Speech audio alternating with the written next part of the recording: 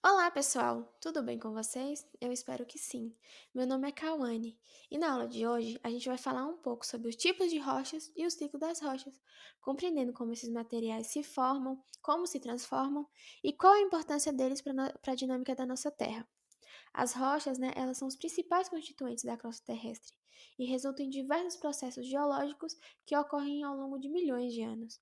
Elas registram a história do planeta e ajudam a gente a entender como o relevo foi moldado, como os recursos minerais se originaram e de que maneira a Terra está em constante transformação.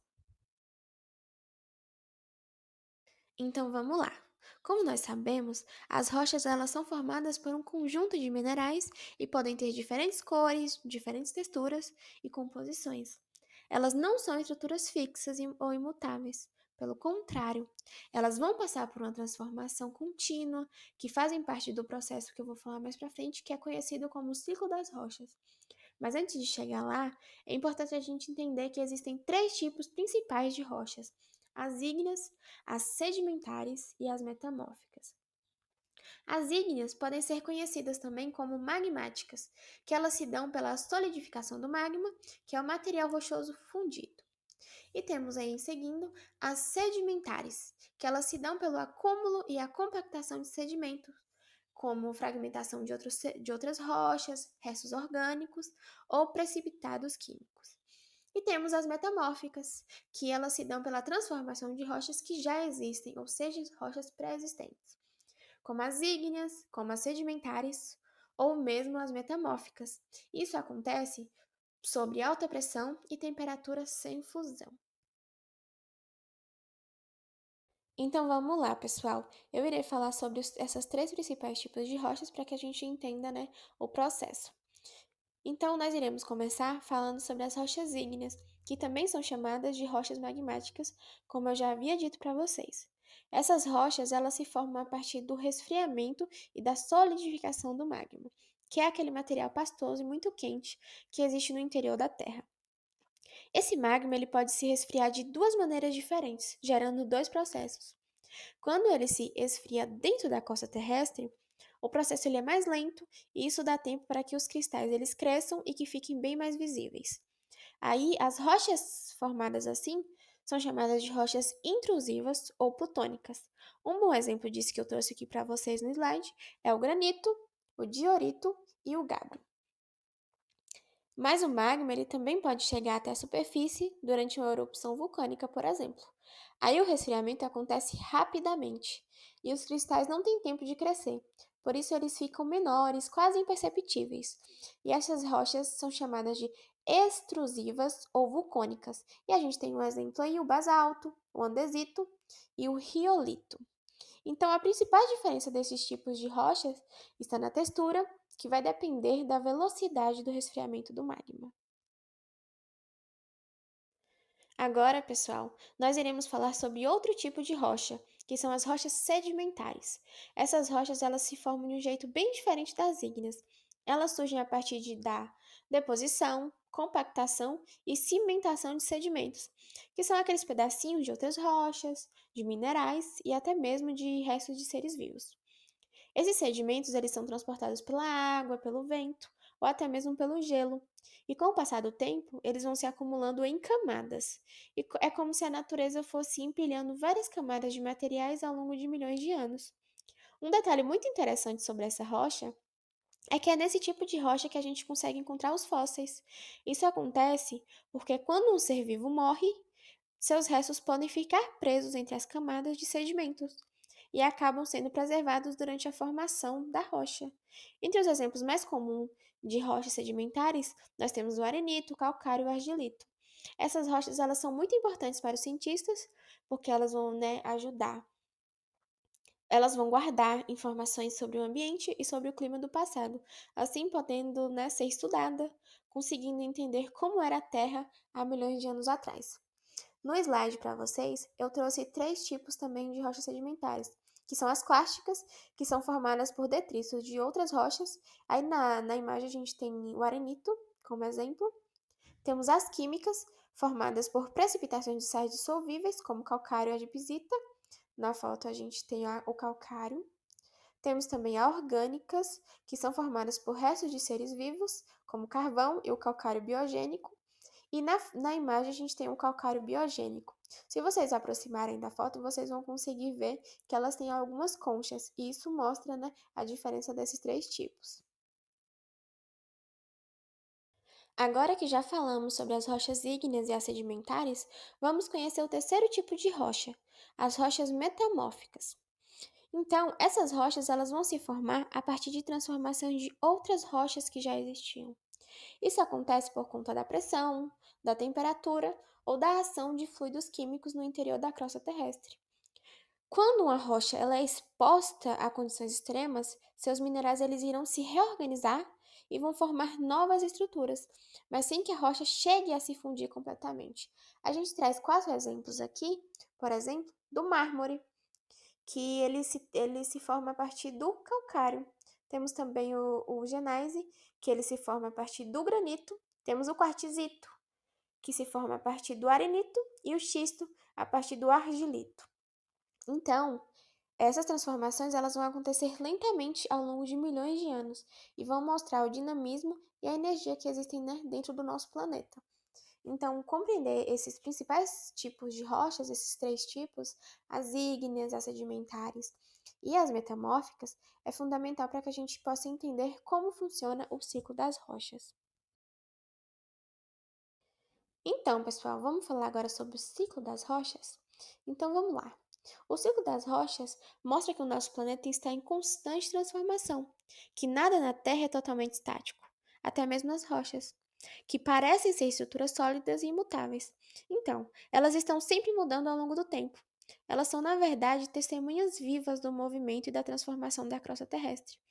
Cada tipo de rocha, as ígneas, as sedimentares e as metamórficas, representam uma etapa diferente desse grande ciclo natural, que acontece de forma contínua há bilhões de anos.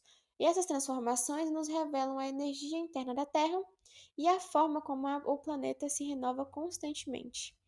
E é bom a gente lembrar que quando estudamos as rochas, não estamos estudando apenas rochas. Estamos estudando o tempo geológico, ou seja, milhões de anos na história, registrando as suas camadas, suas texturas e composições.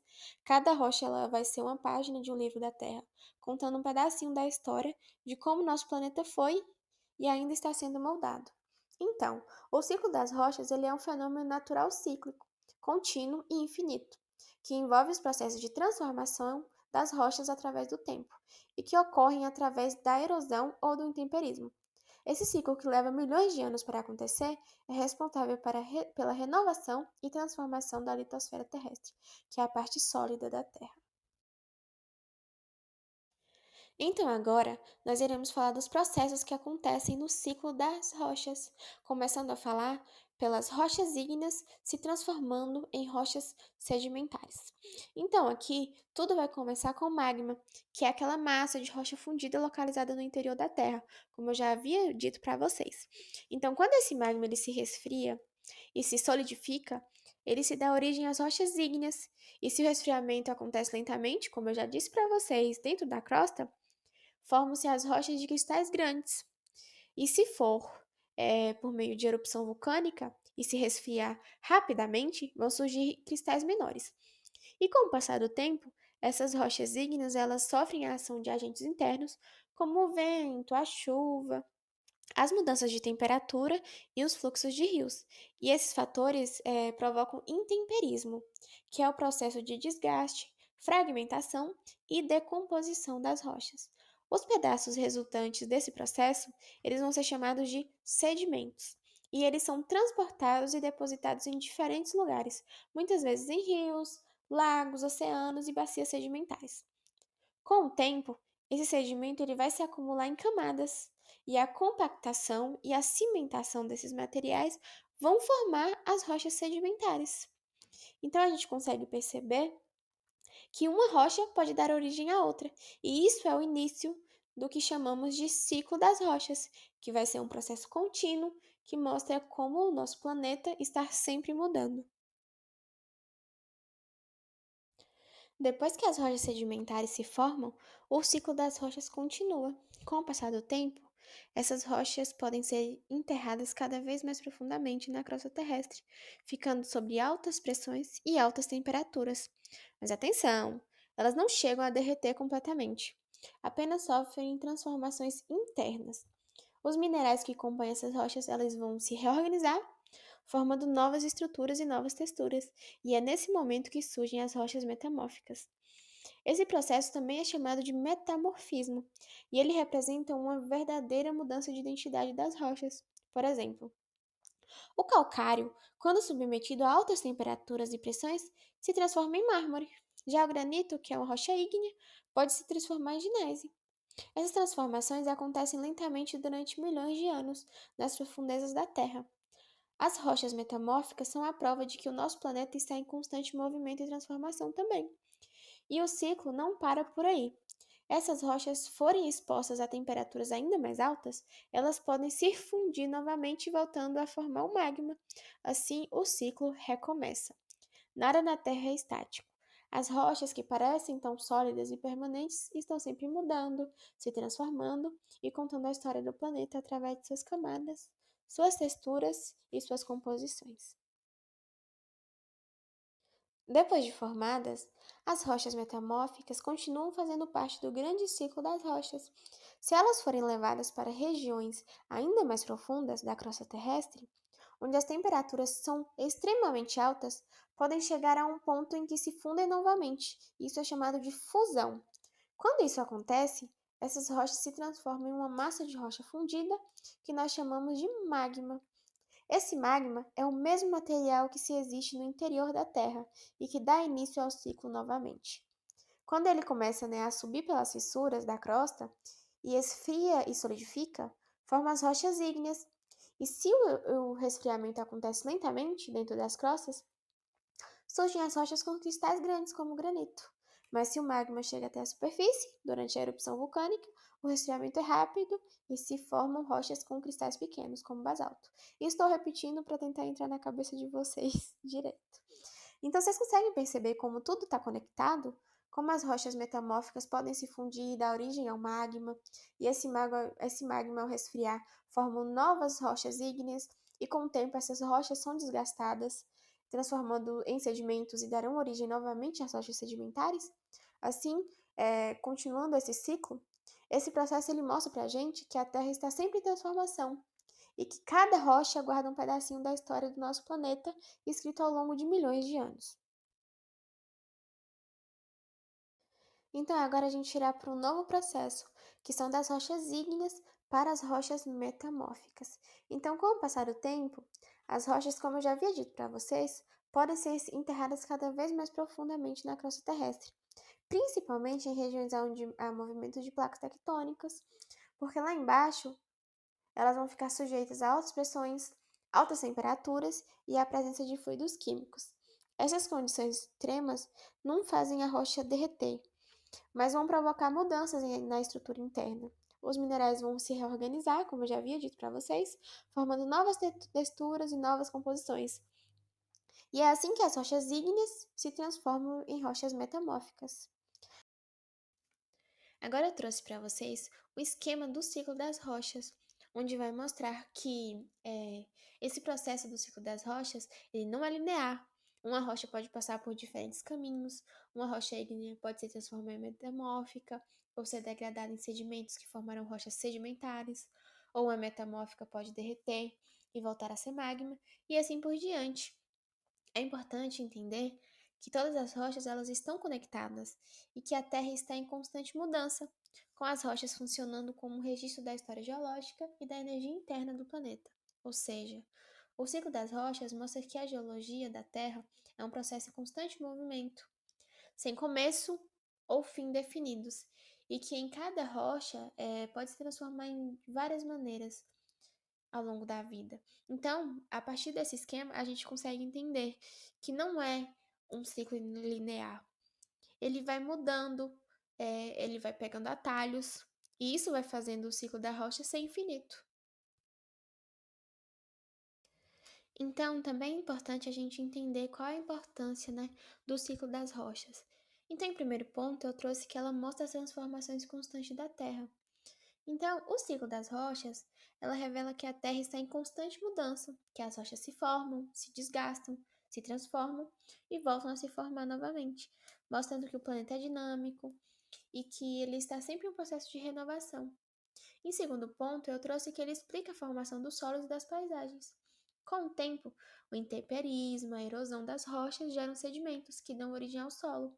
Esse processo também ajuda a moldar o relevo e as diferentes paisagens que observamos na superfície terrestre.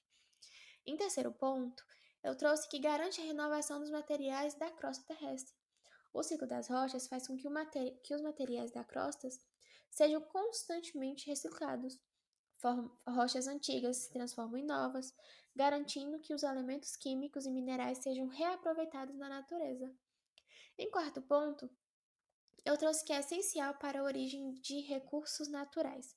Muitos dos recursos que utilizamos, como metais, minerais, petróleo e carvão, têm origem nas transformações que ocorrem dentro do ciclo das rochas.